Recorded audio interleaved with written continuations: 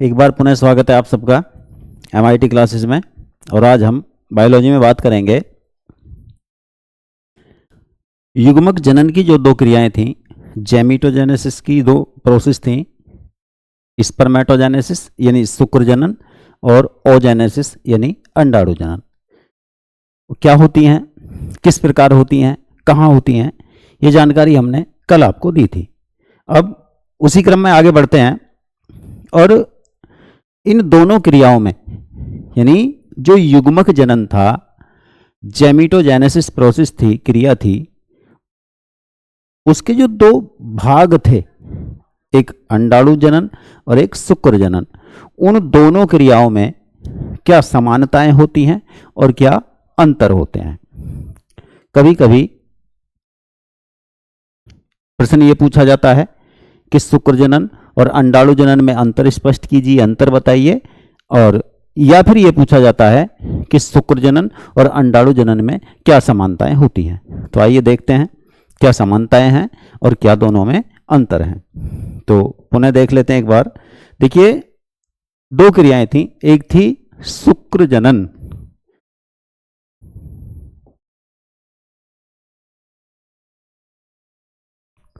शुक्र जनन, स्पर्मेटोजेनेसिस,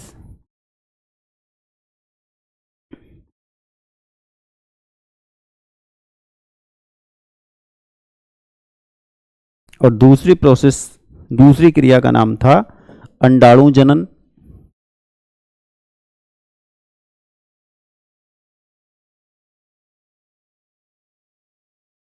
यानी ओजेनेसिस।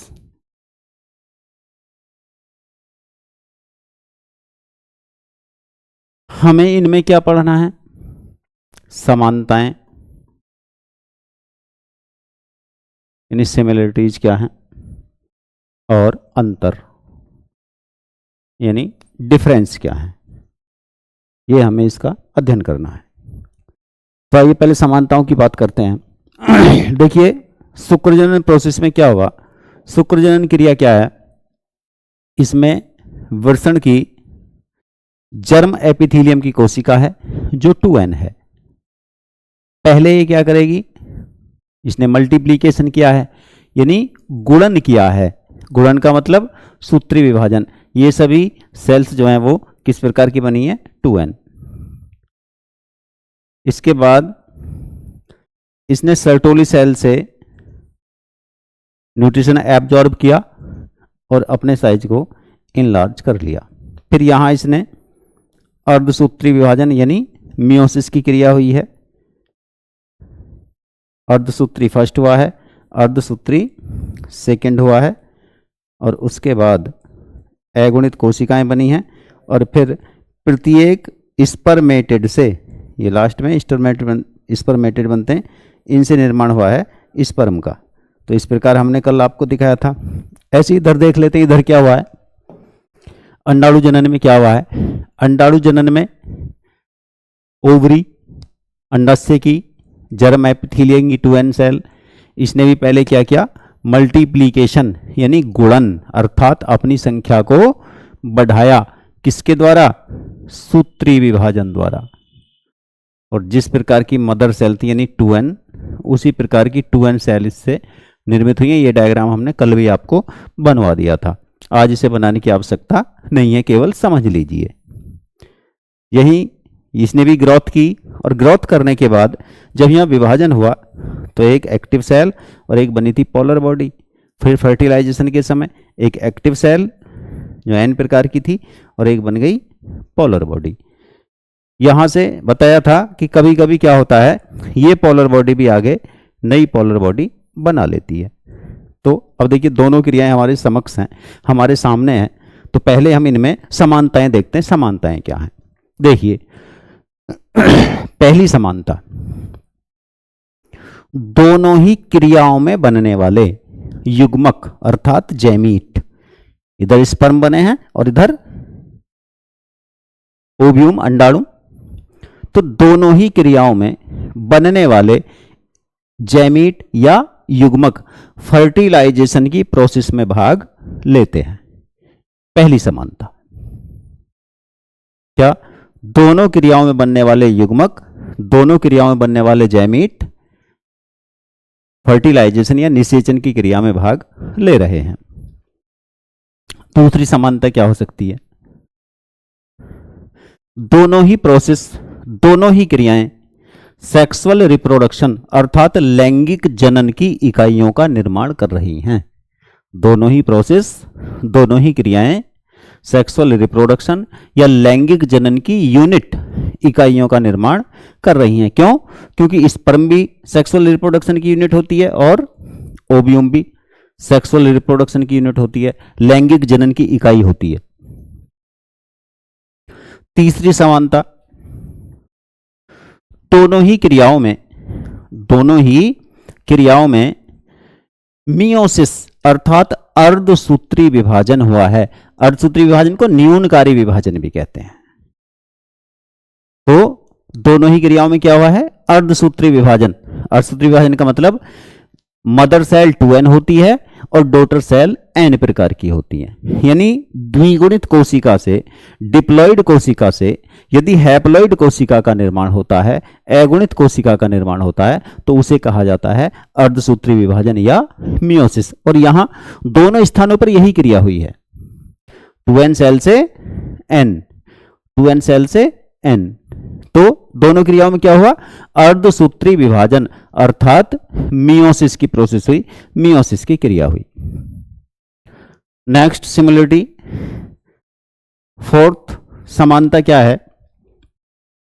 दोनों ही क्रियाएं, दोनों ही प्रोसेस 3 स्टेप में, 3 स्टेप में कंप्लीट हुई हैं, 3 चरणों में पूरी हुई हैं। कौन कौन से थे चरण? कल हमने लिखे थे वो चरण। देखो, ये पहली, ये यहां से, और ये मान लीजिए आप यहां से, ये क्या है? गुणन अवस्था, गुणन यानी मल्टीप्लीकेशन।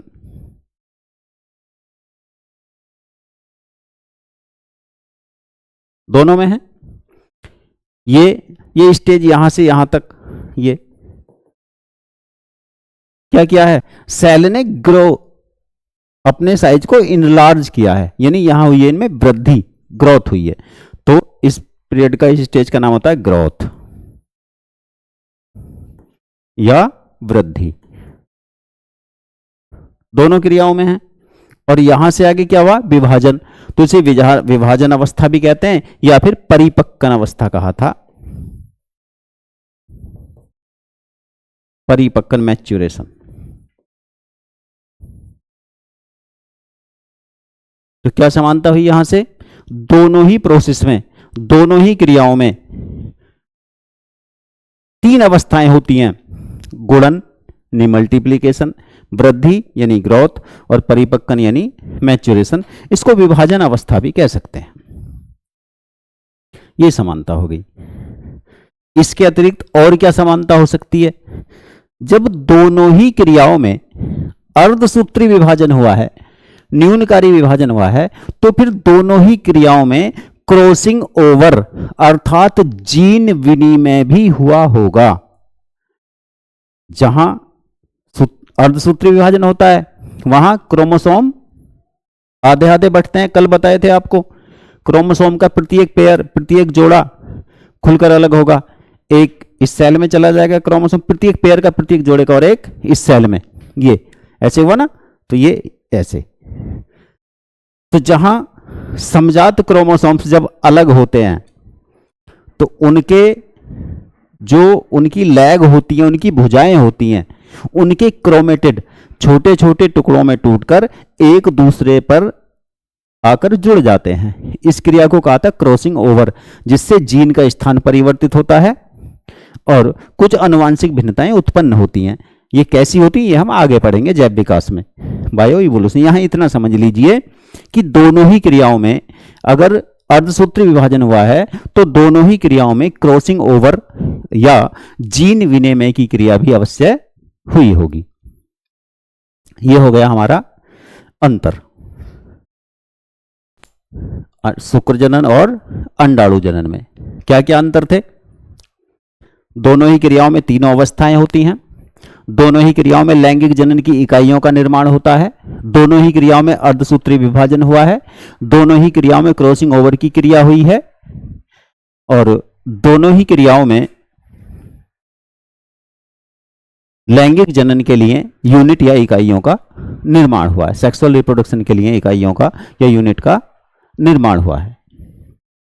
अब इसके बाद आते हैं, ये सिमिलरिटी हो गई, समानताएं हो गई। इसके बाद आता है दोनों में डिफरेंस, अंतर क्या है, दोनों प्रोसेस में, दोनों क्रियाओं में अंतर क्या है। तो चलिए अंतर भी देख लेते हैं, क्या अंतर है। देखिए ये क्रियाएं दोनों आपके सामने हैं, डिफरेंस क्या है इसमें, अंतर क्या है। पहला अंतर, शुक्र जनन की क्रिया, कौन सी, शुक्र जनन की क्रिया वृषण में होती है, टेस्टीज में होती है या मेल मनुष्य में होती है, जबकि अंडाणु जनन की क्रिया अंडाशय में हो रही है, ओवरी में, अंडाशय में या फीमेल मनुष्य में। पहला अंतर हो गया। यानी एक डिफरेंस क्या है कि शुक्र जनन की क्रिया स्पर्मेटोजेनेसिस की प्रोसेस मेल में होती है, टेस्टीज में होती है, और अंडाणु जनन की क्रिया या ओजेनेसिस की क्रिया, ओजेनेसिस की प्रोसेस फीमेल में होती है, ओवरी में होती है, अंडाशय में होती है। नेक्स्ट, स्पर्मेटोजेनेसिस या शुक्र जनन की क्रिया में जो ग्रोथ अवस्था है, ये वृद्धि अवस्था है, ये शॉर्ट टर्म की होती है, कम समय की होती है, थोड़े समय में पूरी हो जाती है, 24 घंटे में कंप्लीट हो सकती है, 24 आवर्स। जबकि अंडाणु जनन में, ओजेनेसिस में, अर्थात फीमेल मनुष्य में जो ग्रोथ है, वृद्धि अवस्था है, वह बहुत लंबी होती है। बहुत लंबी, कितनी लंबी, देखिए कल बताया था यहां तक गुणन अवस्था, और गुणन अवस्था से इस कोशिका का निर्माण, यानी ये उगोनिया से प्राइमरी उसाइट का निर्माण जो होता है, प्राइमरी उसाइट का निर्माण, वह जन्म से पूर्व जिस समय भ्रूणीय अवस्था में शिशु की ओवरी का निर्माण हो रहा हो, उस समय कंप्लीट हो जाता है, उस समय पूरा हो जाता है। लगभग 25 सप्ताह का जो भ्रूण होता है, 25 सप्ताह का जो भ्रूण होता है, उस समय उसमें ओवरी का निर्माण हो रहा है।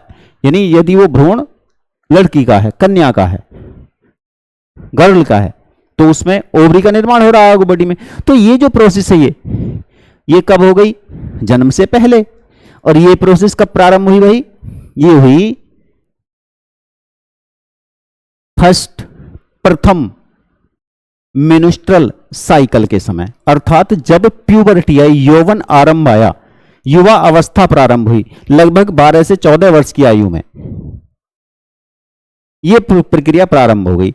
तो इस वृद्धि अवस्था में कितना समय लगा, कम से कम 12 वर्ष, कम से कम 12 वर्ष। और प्रत्येक ओवरी से ये जो प्रोसेस होती है पर मंथ, यानी मान ली इस 28 दिन के अंतर पर होती है। इस बार यदि ओवुलेशन, अंडाणु जनन राइट ओवरी से हुआ तो अगली बार लेफ्ट से, फिर राइट से, फिर लेफ्ट से, ये इस क्रम में चलता है। कब तक, लगभग 55 वर्ष की आयु तक, लगभग 55 वर्ष की आयु तक। तो यहां से यहां तक आने में कम से कम कितने वर्ष लगे, 12 वर्ष, और मैक्सिमम लगे लगभग 55 वर्ष। ये बात हमने आपको कल भी बताई थी। तो इसकी वृद्धि अवस्था लंबी होती है। तो अंतर क्या हुआ, हम तो अंतर बता रहे हैं आपको, हमें अंतर याद करने हैं। क्या, शुक्र जनन की वृद्धि अवस्था शॉर्ट टर्म की होती है, कम समय की होती है, जबकि अंडाणु जनन की वृद्धि अवस्था, ग्रोथ पीरियड, बहुत लंबे समय का होता है या बहुत लंबा होता है, ज्यादा समय का होता है। एक अंतर ये हो गया। नेक्स्ट अंतर क्या है, शुक्र जनन की क्रिया में एक जर्म सेल से या एक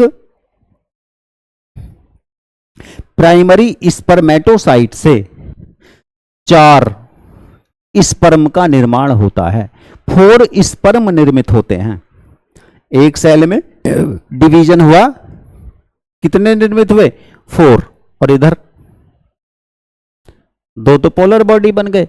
एक्टिव सेल कितनी? एक से केवल एक, यानी अंडाणु जनन में एक प्राइमरी ओसाइट से केवल एक ही ओव्यूम विकसित होता है, एक ही अंडाणु निर्मित होता है, जबकि शुक्र जनन में एक प्राइमरी स्पर्मेटोसाइट से 4 स्पर्म निर्मित होते हैं।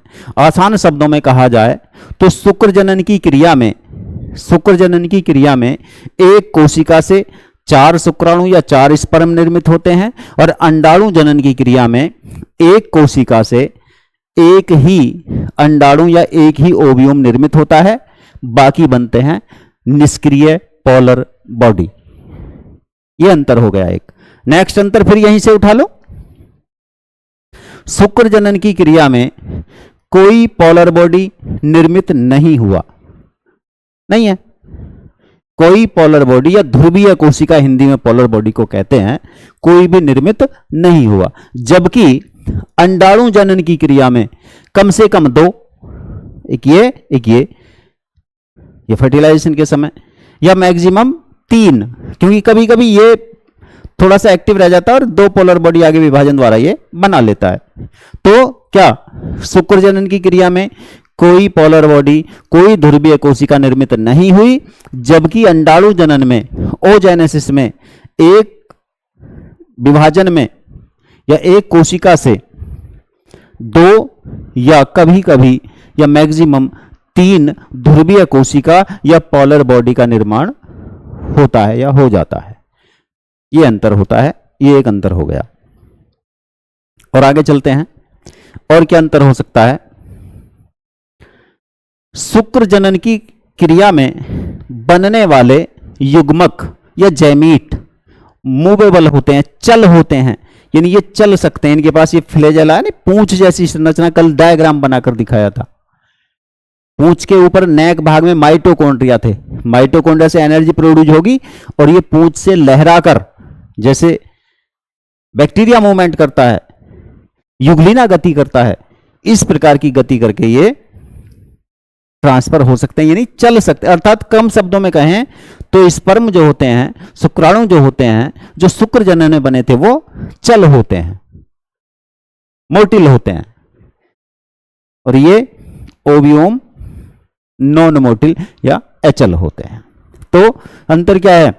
शुक्र जनन की क्रिया में बनने वाले युग्मक चल होते हैं, मोटिल होते हैं, और अंडाणु जनन में बनने वाले युग्मक या अंडाणु नॉन मोटिल होते हैं या एचल होते हैं। तो हम इस प्रकार इसमें यह अंतर कर सकते हैं, दोनों क्रियाओं में समानताएं कर सकते हैं, दोनों क्रियाओं में अंतर कर सकते हैं। तो ये हमारे युग्मक जनन हुआ, युग्मक जनन की प्रोसेस हो गई, युग्मक जनन की प्रोसेस आपको बता दी, समझा दी। फिर युग्मक जनन और शुक्र जनन की क्रिया में बनने वाले जो जैमीट थे, शुक्राणु और अंडाणु, उनके डायग्राम आपको दिखा दिए बनाकर कल, इससे पहले लेक्चर में उनकी संरचना हो गई। अब इन दोनों में अंतर हो गए, तो हमारा जैमिटोजेनेसिस या युग्मक जनन की क्रिया कंप्लीट हो गई। जैसे पौधों में मेगास्पोरोजेनेसिस और माइक्रोस्पोरोजेनेसिस कंप्लीट हुई थी। अब यहां इस क्रम में फिर आगे बढ़ते हैं। आगे क्या होगा? जब युग्मक जनन कंप्लीट हो गया, युग्मकों का निर्माण हो गया, तो अब क्या होना चाहिए? युग्मकों का संयुग्मन, अर्थात जो युग्मक हैं, जो हैप्लॉइड हैं, जो अगुणित हैं, वो दोनों युग्मक, एक को पॉजिटिव कह सकते हैं, एक को नेगेटिव कह सकते हैं, एक को मेल कह सकते हैं, एक को फीमेल कह सकते हैं, दोनों युग्मक कंजुगेट होकर आपस में जुड़कर एक नई संरचना का निर्माण करेंगे जो द्विगुणित होगी, और उस संरचना को कहा जाएगा युग्मनज अर्थात जाइगोट, और इस प्रोसेस का नाम होता है फर्टिलाइजेशन या निषेचन। तो अब क्या आता है? फर्टिलाइजेशन या निषेचन। अब प्रोसेस आती है निषेचन।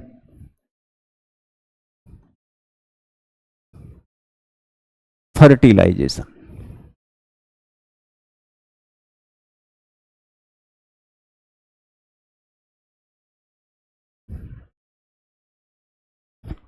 देखिए क्या होता है।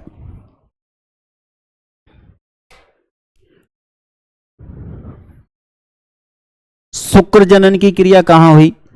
टेस्टिज में, वृषण में। मान लीजिए ये आपका वृषण हो गया। क्या है ये? टेस्टिस।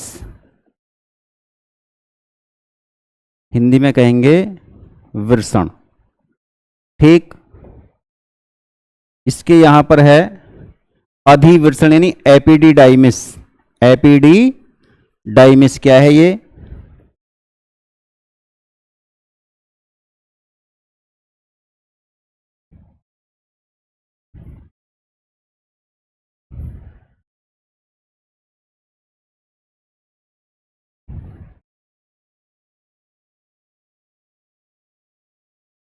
अधिवृषण या एपिडिडाइमिस, ये चित्र में पहले दिखाए हैं आपको बनाकर। इसके ऊपर फिर क्या होगा? शुक्रवाहिनी। ये हो गई आपकी वास डिफरेंस।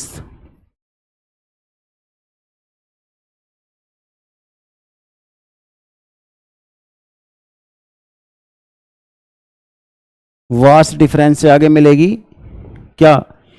इजैकुलेटरी डक्ट यानी स्खलन वाहिनी।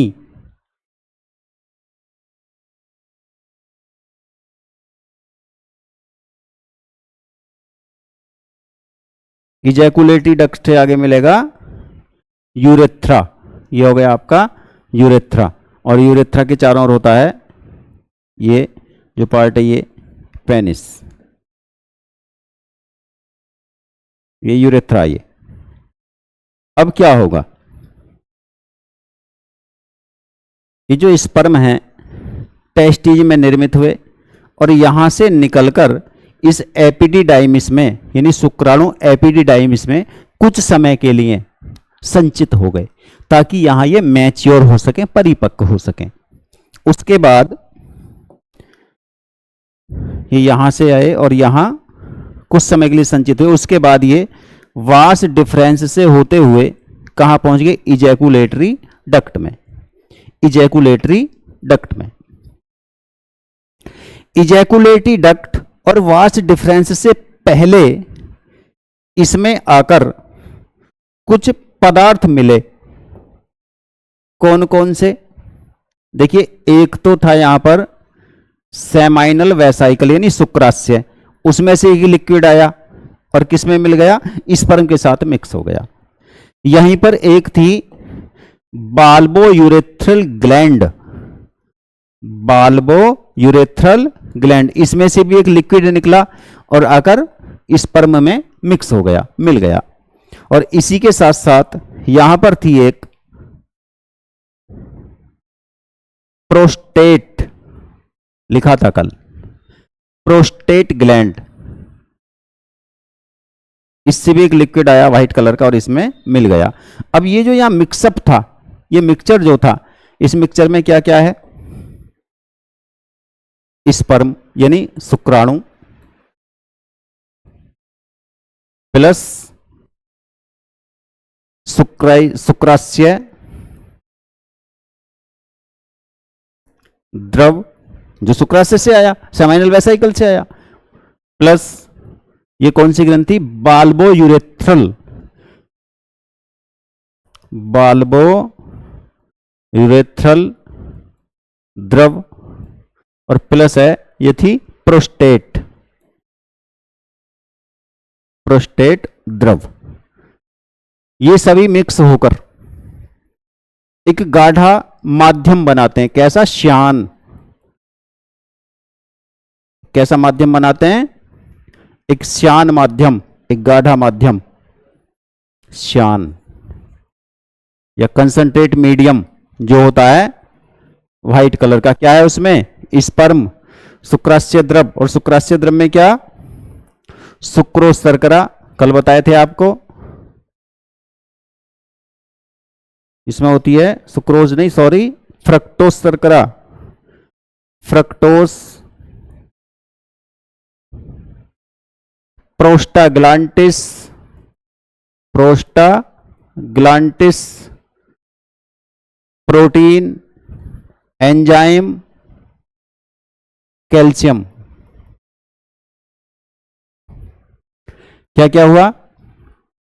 इन सब ग्रंथियों से निकलने वाला जो मटेरियल है, जो द्रव्य है, वो व्हाइट कलर का है, गाढ़ा है, श्यान है, और उसमें क्या क्या है? फ्रक्टोज जो शुक्राशय से आया है, प्रोस्टाग्लैंडिस जो शुक्राशय से आए हैं, बाल्बोयूरेथिल से कुछ प्रोटीन आए हैं, और साथ में इसने एक लुब्रिकेंट मटेरियल आया है। प्रोस्टेट ग्लैंड से पोषक माध्यम में प्रोटीन, एंजाइम और कैल्शियम है। यानी एक ऐसा मीडियम हो गया जिसमें जो स्पर्म हैं, शुक्राणु हैं, उनको ऊर्जा प्लस सभी पोषण प्राप्त हो सके। तो ये जो मीडियम है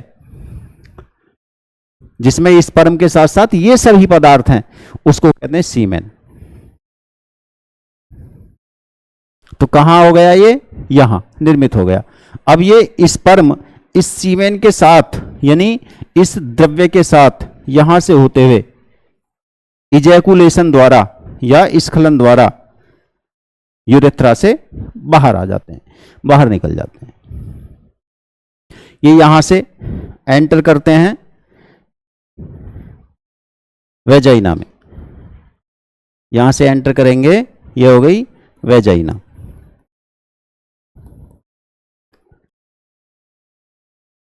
यहां ये यूट्रस, और यूट्रस से ऊपर ये होगी आपकी ओवरी।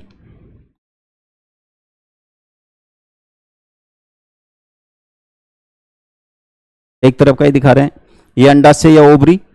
ओवरी में डेवलप हुआ अंडाणु जनन। यहां क्या निर्मित हुआ? अंडाणु जनन। तो अंडाणु जनन यहां से ओवरी से निकलकर फिब्री द्वारा रिसीव करके, या झालर जैसी थी उसने रिसीव किया और इसको भेज दिया यहां पर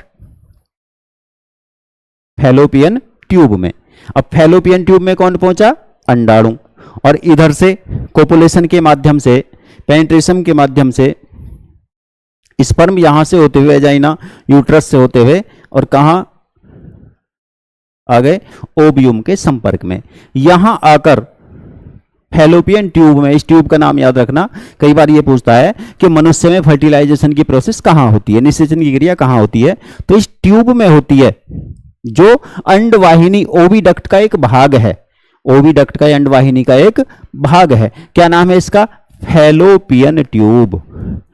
फैलोपियन ट्यूब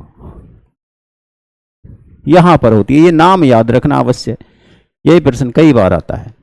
तो यहां पर दोनों जैमीट यानी स्पर्म प्लस अंडाणु एक साथ जुड़ जाते हैं, एक साथ संलयित हो जाते हैं। इस प्रोसेस को कहा जाता है फर्टिलाइजेशन या निषेचन। अब हमें इतने बड़े तामझाम की कोई आवश्यकता नहीं है, यह आपको समझाने के लिए किया गया है। यहां बस इसकी, यहां से फर्टिलाइजेशन की, निषेचन की एक सुंदर सी परिभाषा यहां से निकाली जाएगी, एक डेफिनेशन यहां से बनाई जाएगी। क्या क्या हुआ यहां पर? मेल और फीमेल जैमीट का कंजुगेशन, संयुग्मन। तो यहां से परिभाषा निकालिए, एक डेफिनेशन बनाइए।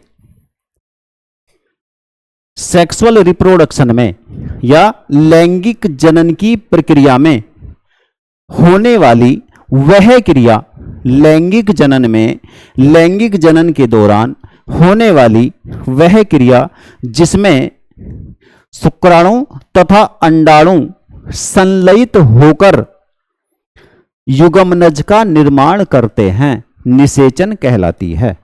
और आसान हो सकती है, और आसान शब्दों में हो सकती है। क्या?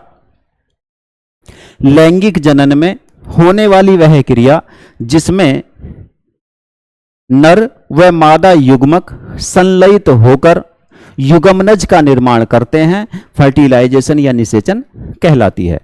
यानी the process of sexual reproduction, the process of sexual reproduction in which male and female gamete produce zygote by conjugate each other. वह प्रक्रिया, वह क्रिया जो सेक्सुअल रिप्रोडक्शन में होती हो और मेल और फीमेल जैमीट एक दूसरे से कंजुगेट होकर जाइगोट का निर्माण करते हो, रिप्रोडक्शन कहलाती है। तो यहां से परिभाषा हो गई। अब ये इतना आसान नहीं है, फर्टिलाइजेशन, निषेचन इतना आसान नहीं है। इसमें बहुत से केमिकल परिवर्तन होते हैं। जब स्पर्म ओव्यूम के संपर्क में पहुंचता है तो ओव्यूम की दीवार में, ओव्यूम की वॉल में बहुत सारे केमिकल परिवर्तन होते हैं संपर्क में आने पर, और स्पर्म के ओव्यूम तक पहुंचने में बहुत सारी बाधाएं होती हैं। तो इसे क्या क्या होता है, आइए उसे देखते हैं। क्या क्या समस्याएं होती हैं, क्या क्या बाधाएं होती हैं और किस प्रकार होता है। देखिए क्या होगा,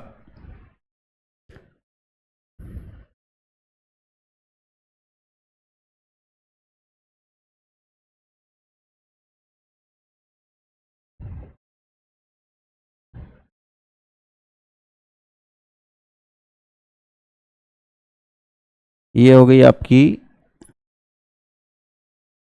यूट्रस, ये हो गया आपका यूट्रस, ये हो गई वेजाइना।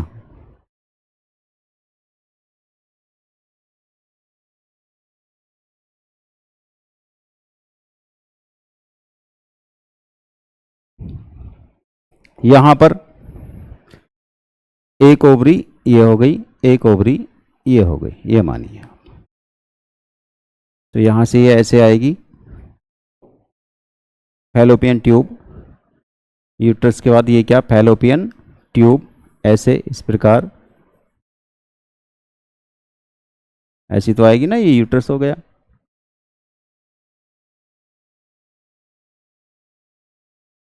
यहां ये ऐसे मान लीजिए, ये ठीक है। क्या होगा, स्पर्म कहां से पहुंचे, ये तो हमने आपको बता दिया। स्पर्म मूवमेंट करते हुए, गति करते हुए यहां से ऐसे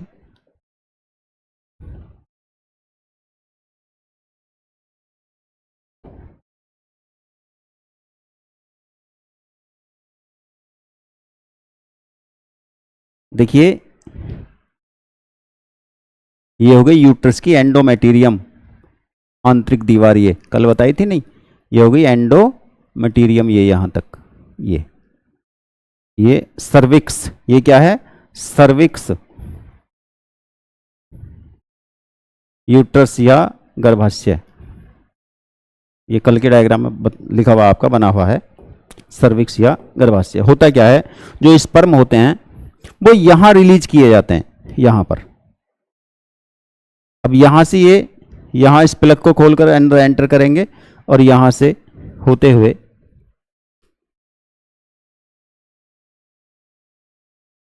ये यहां है, ये है ओव्यूम, अंडाणु, ये हो गया आपका ओव्यूम, यहां पर ये अंडाणु है, और ये आ गया स्पर्म, ये आ गया स्पर्म। जो स्पर्म की संख्या होती है लगभग 60 करोड़, लगभग 60 करोड़। यदि स्पर्म की संख्या 20 करोड़ से कम है तो यह फर्टिलाइजेशन की प्रोसेस या निषेचन की प्रोसेस नहीं हो सकती। यहां से यहां तक पहुंचने में बहुत सारी बाधाएं होती हैं जो स्पर्म को जिन्हें पार करना होता है, तो उसमें बहुत सारे स्पर्म डिस्ट्रॉय हो जाते हैं, नष्ट हो जाते हैं। जो मनुष्य का स्टॉक वॉल्यूम होता है वो होता है 3.5 ml लगभग, और इस 3.5 ml सीमेन में स्पर्म की संख्या लगभग 60 करोड़, 20 करोड़ से कभी भी कम यदि हैं तो उसे एजियोस्पर्मिया कहा जाता है। वो एक डिसीज होता है, रोग होता है जिससे फर्टिलाइजेशन की संभावनाएं 0% हो जाती हैं। तो यहां से इस पर मूवमेंट करते हुए यहां तक पहुंचते हैं। अब होता क्या है, अंडाणु से एक केमिकल रिलीज होता है जिसको कहा जाता है फर्टिलाइजीन। क्या कहते हैं, फर्टिलाइजीन। और स्पर्म से या शुक्राणु से भी एक केमिकल रिलीज होता है जिसको कहते हैं एंटी फर्टिलाइजीन। अंडाणु से फर्टिलाइजिन, स्पर्म से एंटी फर्टिलाइजिन। इन केमिकल्स के माध्यम से जो स्पर्म और अंडाणु होते हैं ये एक दूसरे को आकर्षित करने का प्रयत्न करते हैं। तो क्या होता है, दोनों यहां पर अटैच हो जाते हैं। किस प्रकार होते हैं, देखिए अंडाणु की स्ट्रक्चर कल बनाई थी हमने।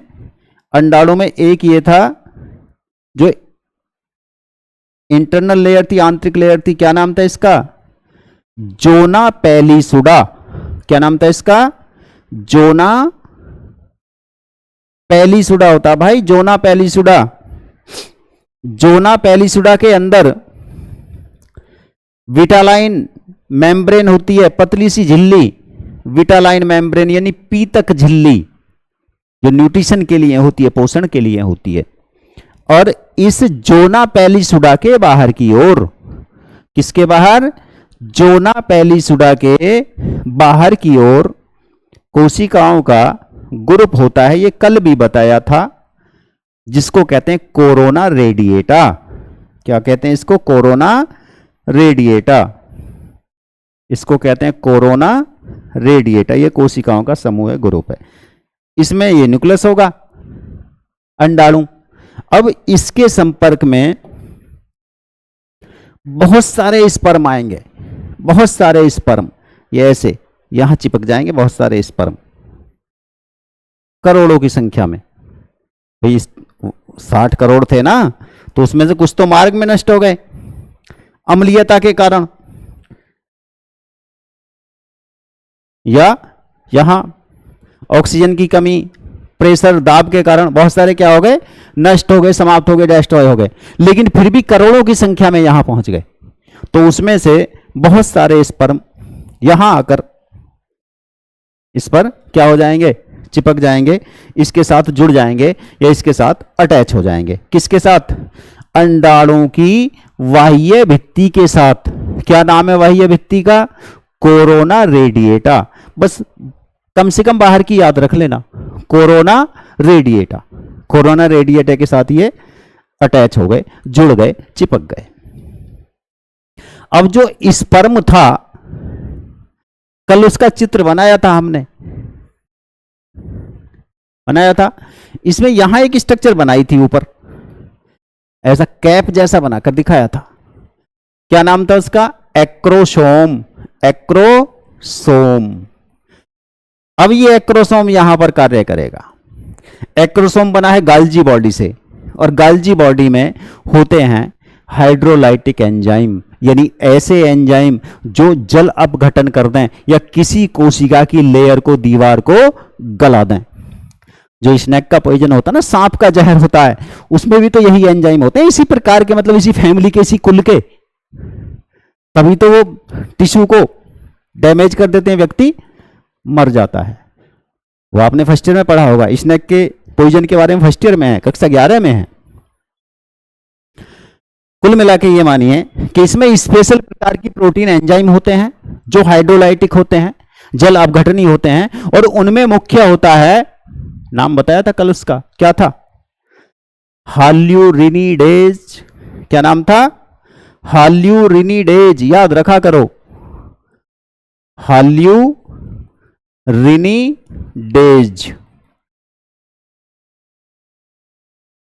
हाल्यूरिनिडेज लिखवाया अभी तक कल, ठीक है।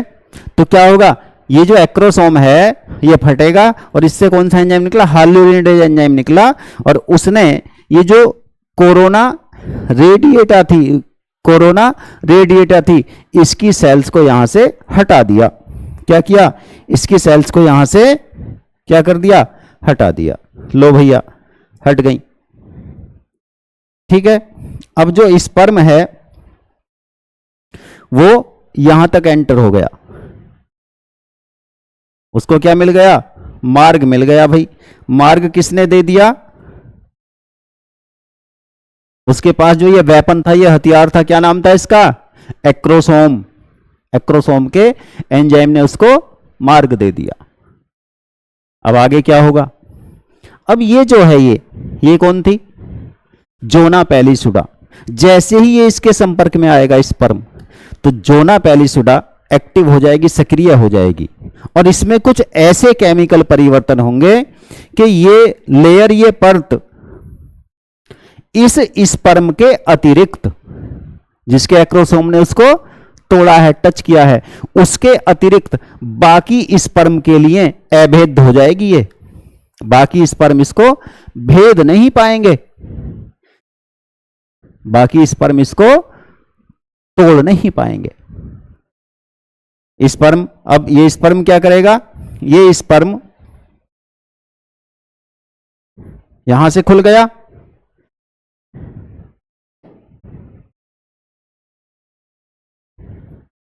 ये जो स्पर्म था यहां से ये खुल गया, यहां से, ठीक है। इसके अंदर जो न्यूक्लियस था, जो केंद्रक था, जो मेल जैमीट था, वो यहां से हटकर ट्रांसफर हो गया, कहां पहुंच गया, अंडाणु के अंदर। ये पहुंच गया अंडाणु के अंदर, और जैसे ही पहुंचा तो ये दरवाजा भैया पुनः क्या हो गया, बंद हो गया। अब ये सब यूजलेस, बेकार। जैसे ही मेल जैमीट ने इसके अंदर एंटर किया, अंडाणु के अंदर प्रवेश किया, तो इसका जो ये न्यूक्लियस था,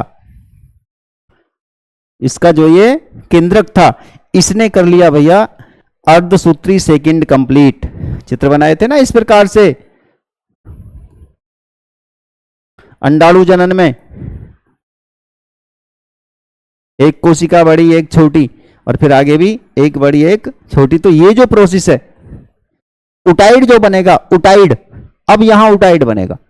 सेकेंडरी उसाइट में ये सेकेंडरी उसाइट था अब तक, अब क्या हो गया, उटाइड। यानी ये जो न्यूक्लियस है ये क्या करेगा, एक तो बना लेगा उटाइड या एग सेल, और एक बना लेगा पोलर बॉडी, ये वाली छोटी वाली, ये पोलर बॉडी। पोलर बॉडी इस भित्ति से चिपक जाएगी, वो तो डीएक्टिवेट है, कोई काम नहीं है, मतलब वो कोई एक्टिव नहीं है। एक्टिव कौन है, ये फीमेल सेल। अब आगे क्या होगा, ये मेल युग्मक और फीमेल युग्मक दोनों एक साथ जुड़कर 2n सेल बना लेंगे, और इस 2n सेल को कहा जाएगा जाइगोट या युग्मनज। क्या कहेंगे, जाइगोट या युग्मनज। तो क्या हुआ फर्टिलाइजेशन में, पुनः देखिए फर्टिलाइजेशन में पहले क्या हुआ, पहले स्पर्म को अंडाणु तक पहुंचना है, शुक्राणु को कहां तक पहुंचना है, अंडाणु तक, एक लंबा मार्ग तय करके। तो उस स्टेप का, उस चरण का नाम रखा गया approach to sperm near egg, यानी शुक्राणु का अंडाणु के समीप पहुंचना, पहला स्टेप। ये बताओ किस प्रकार पहुंचा उसे, पेनिट्रेशन, पेनिट्रेशन द्वारा स्पर्म को रिलीज किया गया सर्विक्स के पास वेजाइना में, और यहां से ये होते हुए फैलोपियन ट्यूब, यूट्रस या गर्भाशय, उसके बाद ओविडक्ट में होते हुए अंडाणु तक पहुंच गए, जहां पर फर्टिलाइजिन और एंटी फर्टिलाइजिन दो केमिकल थे, उन्होंने इनको आकर्षित किया। संख्या कितनी थी, लगभग 60 करोड़ 3.5 ml वॉल्यूम में। यदि 20 करोड़ से कम हो तो ये यहां तक पहुंच ही नहीं पा सकते, नहीं पहुंचेंगे और फर्टिलाइजेशन प्रक्रिया नहीं होगी। तो पहला स्टेप में ये मार्ग हो गया जो पहुंचे हैं। दूसरा स्टेप क्या है, दोनों का मिलना, यानी कोरोना रेडिएटा का या अंडाणु की भित्तियों का भेदना, अंडाणु की भित्तियों को पार करना। तो किस प्रकार पार किया वो ये बताया था। एक्रोसोम में हाइड्रोलाइटिक एंजाइम, जिनमें हाल्यूरिनिडेज प्रमुख, हाल्यूरिनिडेज ने इस लेयर को डिजोल्व किया, घोल दिया, गला दिया, फ्यूज कर दिया, और स्पर्म का जो न्यूक्लियस है वो उसमें एंटर कर गया। तो दूसरे चरण में क्या हुआ, भेदन। दूसरे चरण का नाम हो गया भेदन, डिस्ट्रॉय करना वॉल को। और तीसरे चरण में भेदन, या वो कहेंगे दूसरे चरण को भेदन कहेंगे या फ्यूजन कहेंगे, भेदन को अंग्रेजी में फ्यूजन कहते हैं। और तीसरे स्टेप में क्या हुआ, यहां डिवीजन पूरा करने के बाद दोनों में कंजुगेशन, दोनों युग्मकों में संयुग्मन, जिससे जाइगोट का निर्माण हुआ है। तो ये हमारी हो गई फर्टिलाइजेशन की प्रोसेस, निषेचन की प्रोसेस, निषेचन की क्रिया। इसका कोई डायग्राम बनाना नहीं होता, ये सब कुछ समझाने के लिए था आपको। केवल निषेचन पर शॉर्ट नोट यानी टिप्पणी लिखनी होती है। तो ये सब बातें आप जोड़कर एक शॉर्ट नोट के रूप में, टिप्पणी के रूप में लिख सकते हैं। क्या क्या परिवर्तन हुए हैं, क्या क्या हुआ है। अब इसके भैया फर्टिलाइजेशन हो गया, यानी एक कैसी कोशिका का निर्माण हुआ, कहां पर, यहां फैलोपियन ट्यूब में हुई है ये सारी प्रक्रिया। 2n सेल का निर्माण हुआ। 2n सेल का मतलब 46 क्रोमोसोम वाली कोशिका का निर्माण हुआ, जिसमें 23 क्रोमोसोम स्पर्म यानी फादर से प्राप्त हैं और 23 क्रोमोसोम ओव्यूम यानी मदर से प्राप्त हैं। इस कोशिका का नाम होता है युग्मनज, युग्मनज या जाइगोट। अब इस जाइगोट से निर्माण किसका होना है, शिशु का, एम्ब्रियो का, इन्फेंट का।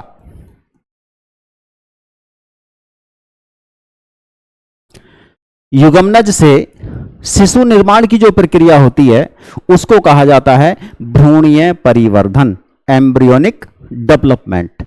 तो इसमें क्या क्या परिवर्तन होते हैं, कितने समय में यह क्रिया होती है, कौन कौन सी क्रियाओं से इसे गुजरना पड़ता है, ये सब हम बताएंगे आपको कल नेक्स्ट लेक्चर में। और उस लेक्चर का नाम होगा एम्ब्रियोनिक डेवलपमेंट ऑफ ह्यूमन, या मनुष्य का भ्रूणीय परिवर्धन। मनुष्य का भ्रूणीय परिवर्धन, इस पर कल हम चर्चा करेंगे। तब तक हमारे साथ जुड़िए और अपनी स्टडी को आगे बढ़ाइए। धन्यवाद।